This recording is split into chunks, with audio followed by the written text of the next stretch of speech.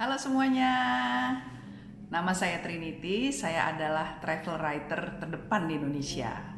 Jadi saya tuh punya travel blog pertama di Indonesia sejak 2005 di naked-traveler.com. Dari situ jadi 15 buku sampai sekarang, bukunya juga laris. Salah satunya adalah seri The Naked Traveler yang sudah dijadikan film layar lebar. Ya, kalau ditanya soal jalan-jalannya, sampai sekarang sih saya sudah ke 93 negara. Ya, 7 lagi udah jadi 100 tuh.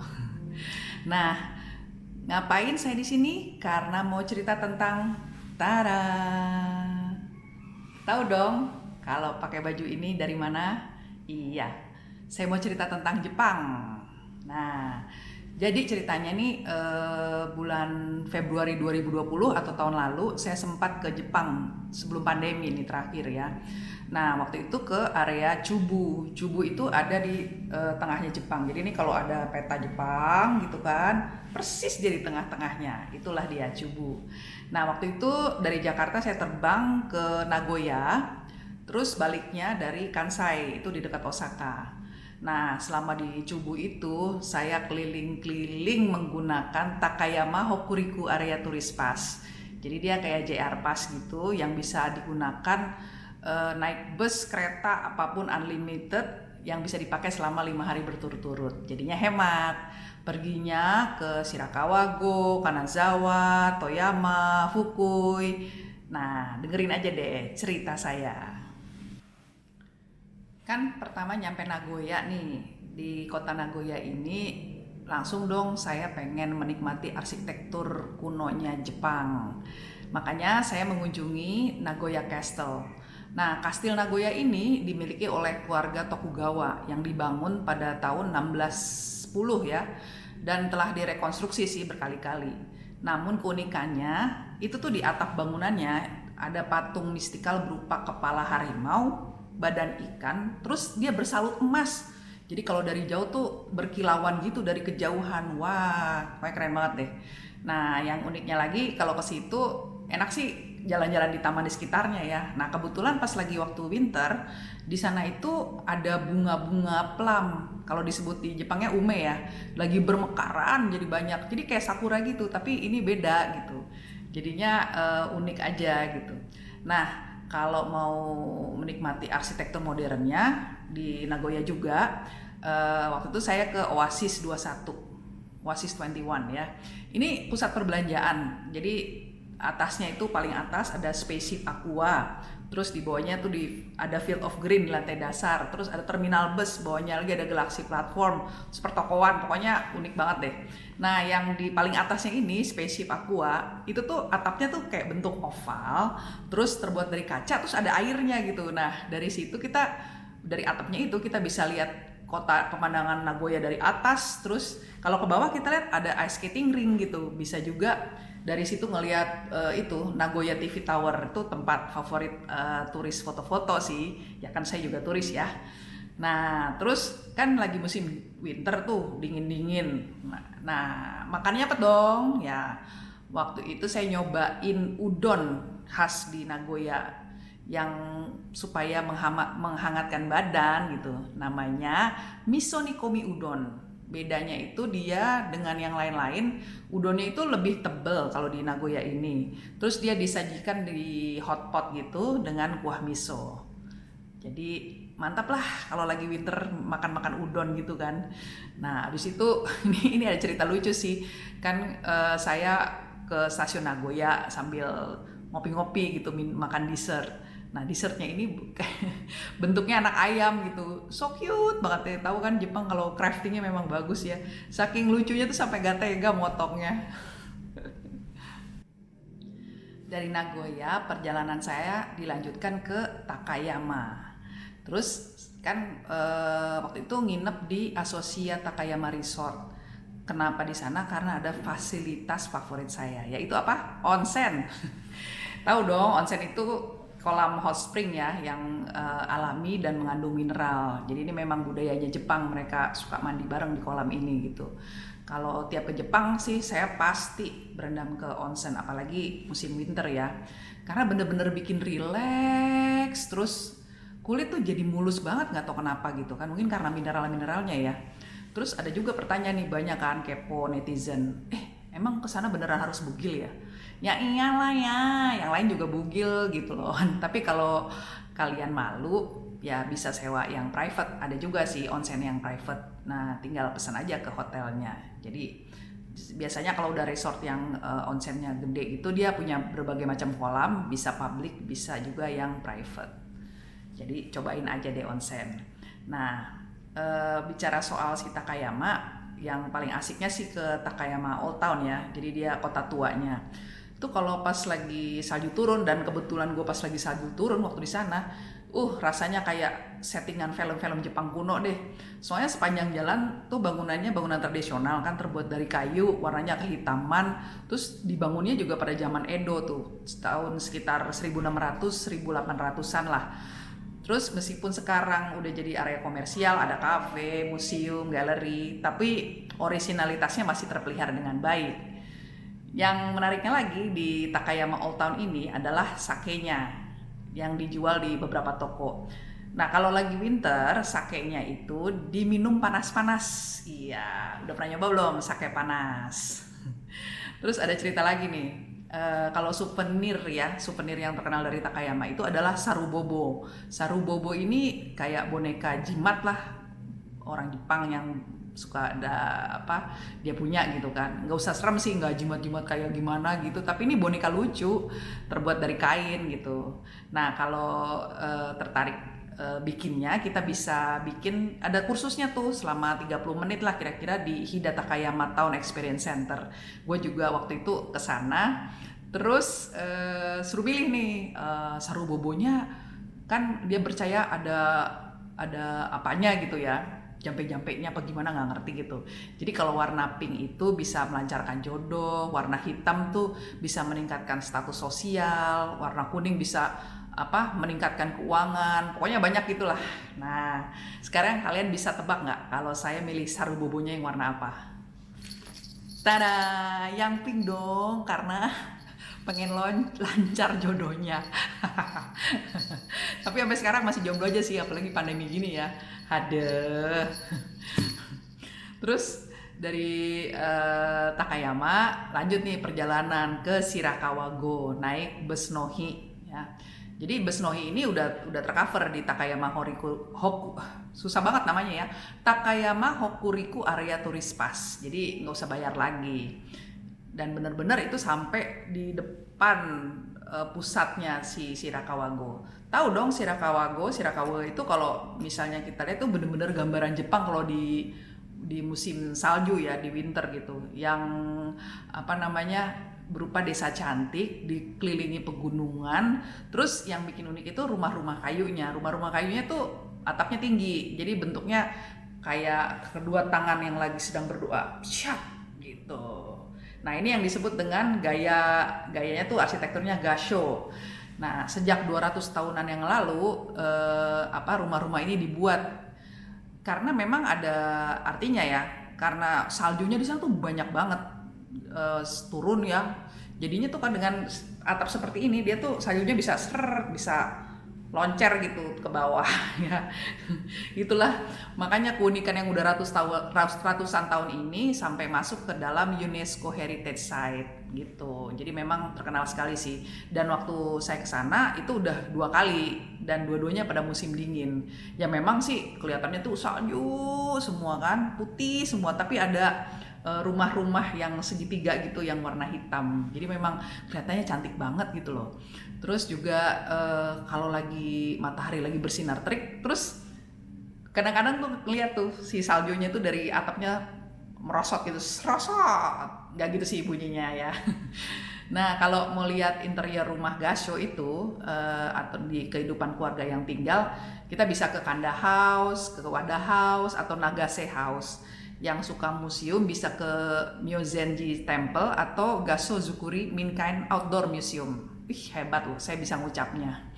Tapi kalau mau lihat keseluruhan desa dari ketinggian, bisa sih jalan kaki sekitar 20 menit atau naik shuttle bus dari terminal bus, terus yang di Shirakawa-go itu ke observatory namanya.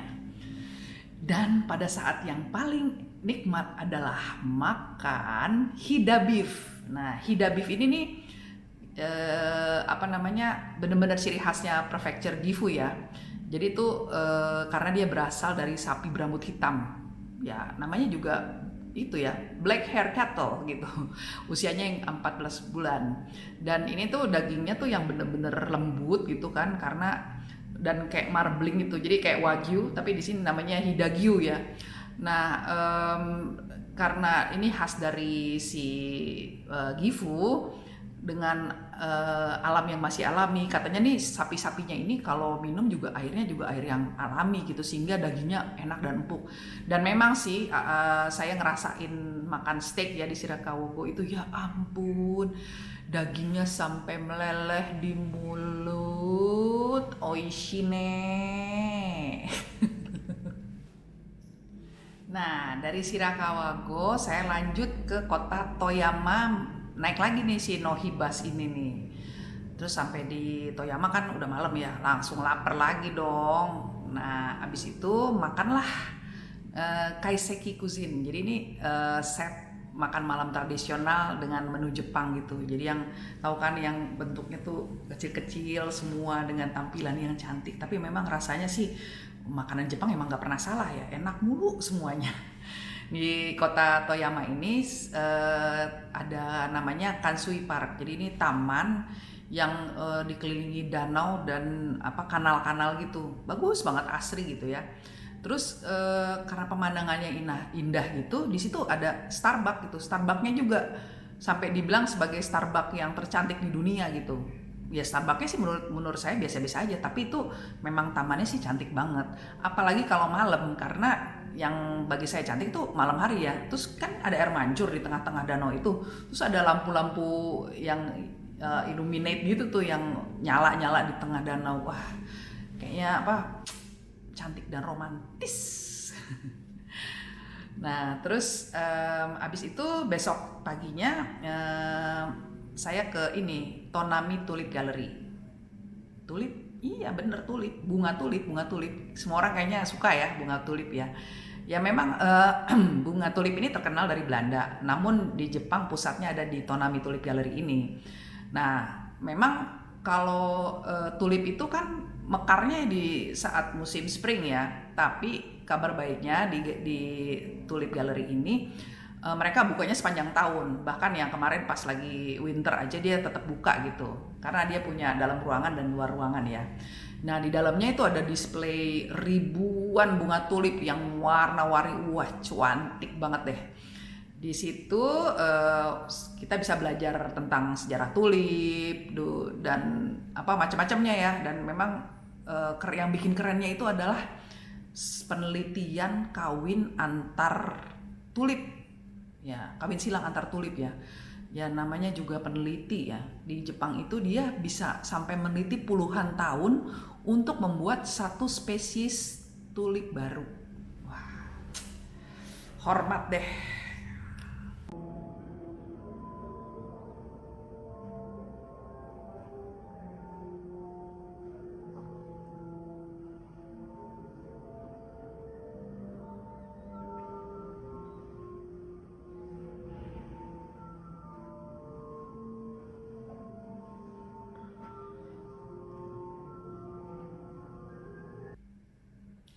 Dari Toyama, saya ke kota Kanazawa, naik Hokuriku Shinkansen, yang juga tercover di JR Pass ini.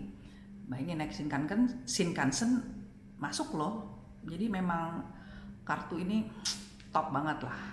Sampai di stasiun Kanazawa, itu langsung disambut dengan gerbang warna merah, persis di depannya.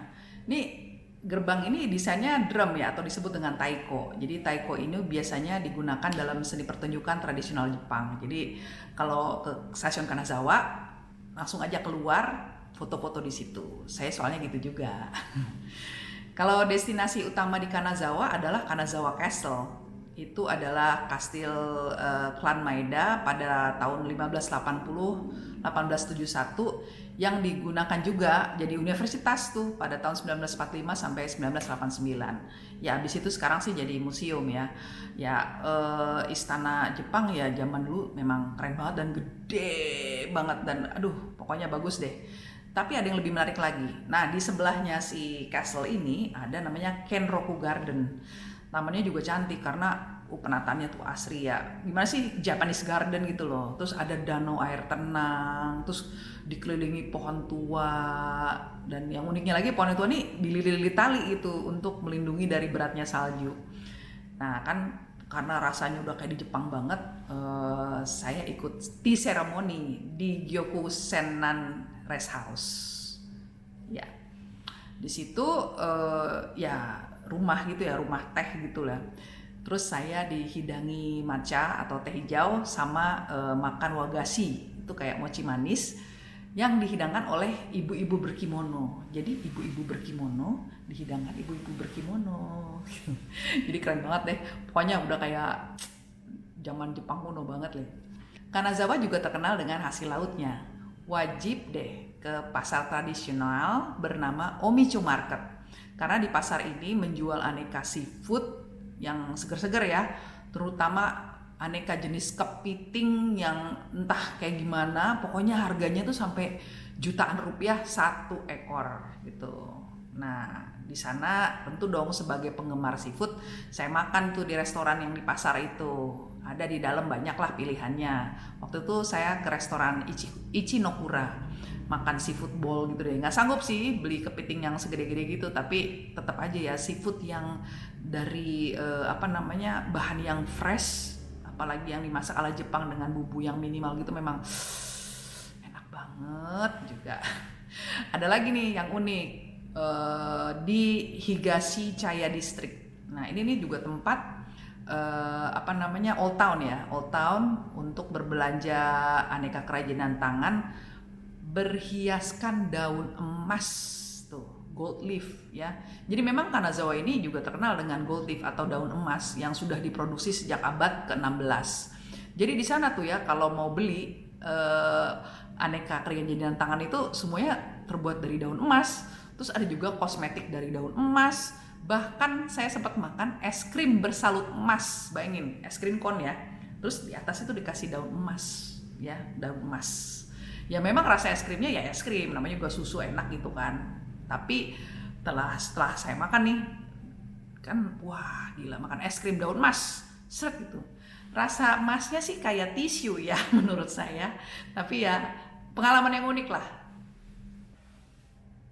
Terakhir saya mengunjungi prefektur Fukui.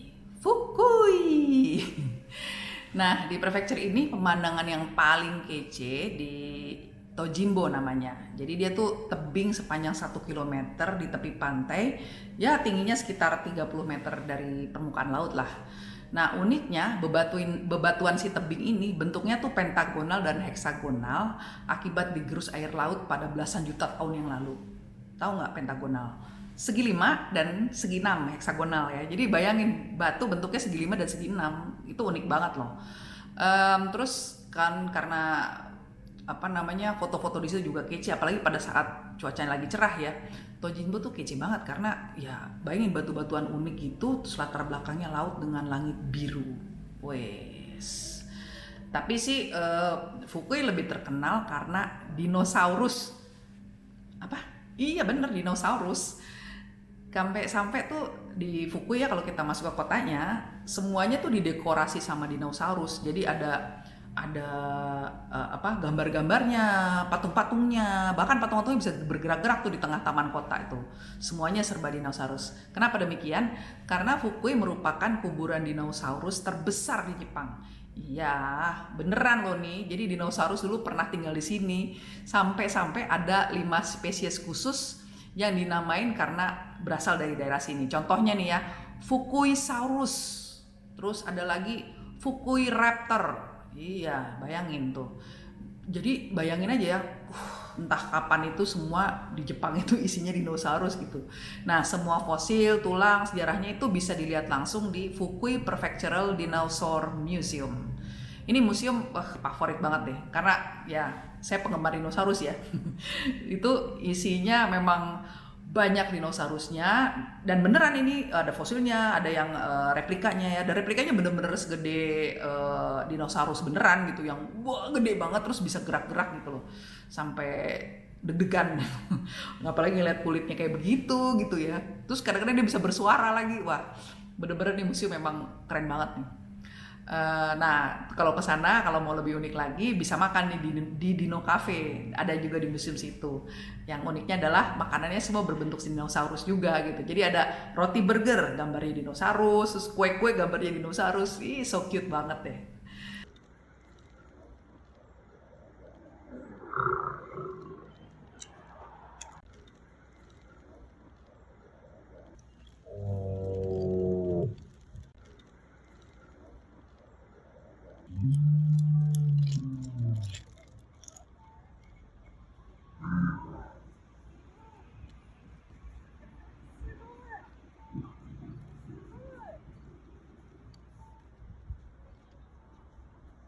Nah, yang aktivitas yang unik juga di Fukui adalah belajar menenun. Waktu itu saya ke Yumeole Katsuyama Textile Factory Memorial Hall. Wih, namanya panjang banget. Jadi tempat ini dulunya bekas pabrik pembuatan kain sutra. Jadi dilihatin nih, mulai dari kepompong ulat sampai jadi kain. Namun ya udah berubah ya fungsinya jadi museum. Sejarahnya sih menarik banget. Nah, di sana kita bisa belajar menenun dari benang yang menggunakan alat tenun yang disediakan, yang grekek gitu kan. Dan ya tentu dong nggak mau kalah kan, saya kan orangnya kompetitif ya, langsung ikutan pokoknya menenun, belajar menenun. Dan akhirnya saya bisa menenun tatakan gelas. Lumayan loh, ini bikinnya susah payah, dan ini termasuk salah satu yang terbaik karena katanya lurus. Yang lain tuh ada yang belok-belok. Nah, inilah ya kenang-kenangan lah dari Fukui. Nah, abis itu si Fukui ini juga punya old town ya, kota tua, namanya Monzenmachi. Itu disebut juga sebagai Temple Town karena ada tempat berziarah yang berpusat di kuil Eiheiji.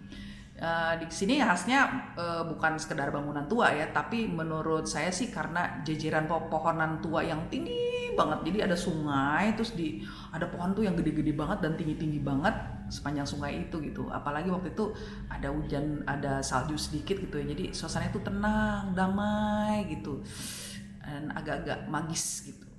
Keren. Supaya hemat, kalau jalan-jalan di area Cubu, ini nih kasih tips. Siapa sih yang nggak mau jalan-jalan hemat, ya nggak sih? Nah, beli aja Japan Rail Pass, atau kita sebutnya JR Pass ya, yang jenisnya Takayama Hokuriku Tourist Pass. Nah, ini harganya kalau di luar Jepang sekitar 14.260 yen. Kalau beli di Jepangnya sih lebih mahal ya, 15.280 yen.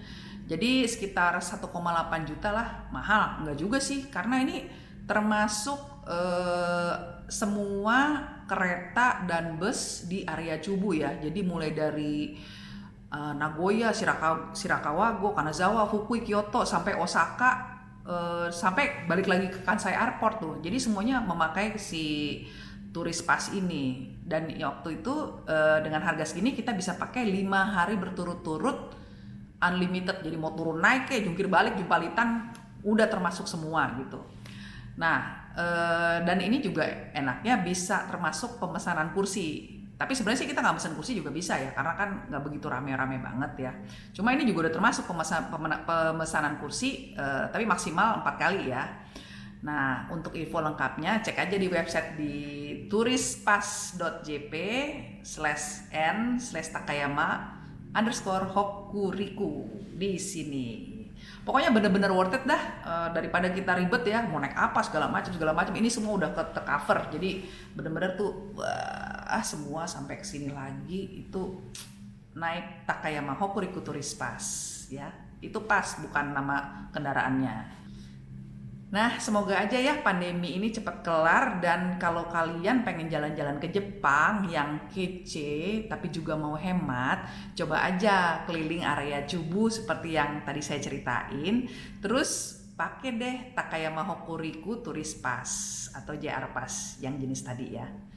Oke, sampai jumpa di Jepang. Arigato gozaimasu.